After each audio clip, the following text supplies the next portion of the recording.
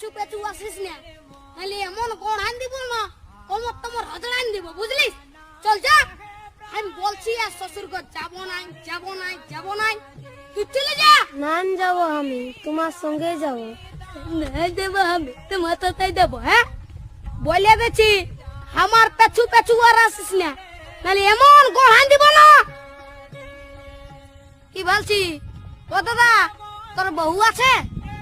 হ্যাঁ, নাই গো কেন? ওই জন্যই শান্তি হিরোর রকম ঘুরে বলছিস।